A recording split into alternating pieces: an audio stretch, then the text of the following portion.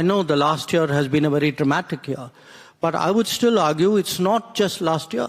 It's really been building over the last decade, particularly over the last 5 years.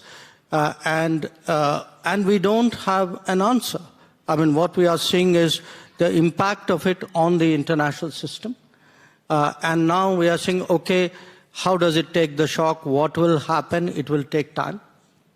But to the extent I can give you a kind of an analytical concept to deal with it, I would say, its world is heading towards greater multipolarity, that there will be many more independent or autonomous centers of decision making. To be fair, I was just coming in. I was just landing in at that time. I listened to parts of that speech. That is a very diplomatic answer. No, but it happens to be true.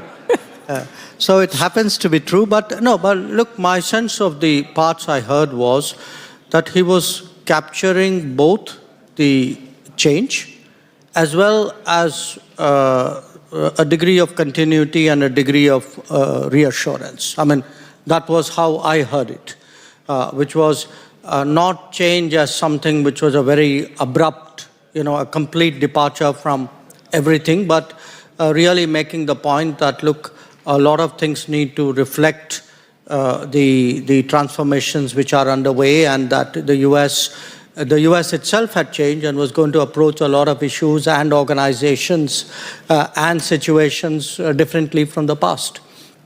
So I mean, to me, there was both sides of it, the continuity side and the change side. And frankly, in many ways, I think, as Johan said, it conforms to what I've heard from Secretary Rubio over the last year.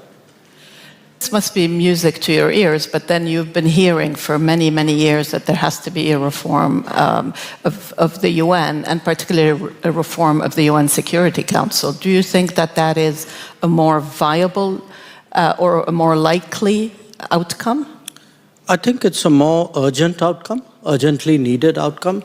But I'd like to kind of walk back a little bit to your question to Johan. Look, all said and done, we've had an order, we still have an order.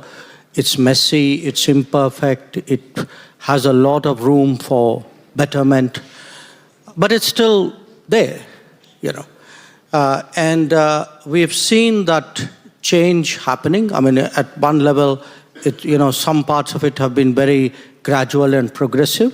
But the last 5 years, there have been a series of shocks which have accelerated that. I think COVID was a shock. The conflict in Ukraine was a shock. What's happening in the Middle East was a shock. So, even in Europe, some years ago, Brexit was a shock. Now the change in the stance of the United States, I think, as the most powerful country, and the rise of China and the impact that it's had on international systems and practices. I think all of this, it's like it's building, and suddenly the cumulative impact of that is hitting us all. So we are today, it's not, I know the last year has been a very dramatic year, but I would still argue it's not just last year. It's really been building over the last decade, particularly over the last 5 years. And we don't have an answer. I mean, what we are seeing is the impact of it on the international system. And now we are saying, okay, how does it take the shock? What will happen? It will take time. But to the extent I can give you a kind of an analytical concept to deal with it, I would say, its world is heading towards greater multipolarity, that there will be many more independent or autonomous centers of decision making. Probably the most interesting for many of us is Europe, because we have seen in some ways a sort of a strategic reawakening of Europe in the last few years. So what Europe does with itself, how does Europe relate to others, is very important. So this, in that context for us, when we looked at all the big polls, I think the one which was most under-realized was our relationship with Europe. And within Europe, in fact, in many ways, our relationship with Germany. If I were to say what has changed in the recent past, we've had really two big back-to-back events in India. The visit of Chancellor Merz. I think it was his first visit to Asia. And then the India-Europe FTA, which President von der Leyen described as the mother of all deals. So I think the two of them actually are creating a new landscape between us. And we hope to take it forward. But I would just add one last point that, relationships don't happen just by visits and agreements and headline news or even discussions here. They need a lot of comfort building. At different levels in the systems, people need to know each other, call each other, discuss with each other, throw ideas at each other. We need India and Europe and India and Germany to work to build that level of comfort, which I think is eminently feasible. And that's really what I see as the task before us. I obviously, like most of us in the room, followed Prime Minister Carney's speech in Davos with a lot of attention.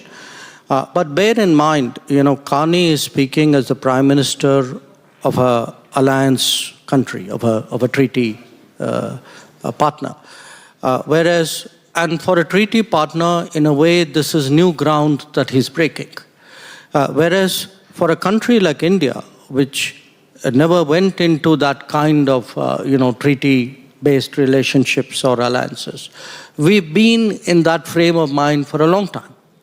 That is part of the strategic autonomy thinking, belief that I spoke to you about.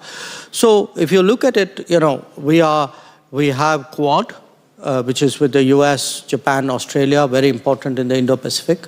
We've had BRICS, originally with Brazil, Russia, China, then South Africa, now 5 more are added on.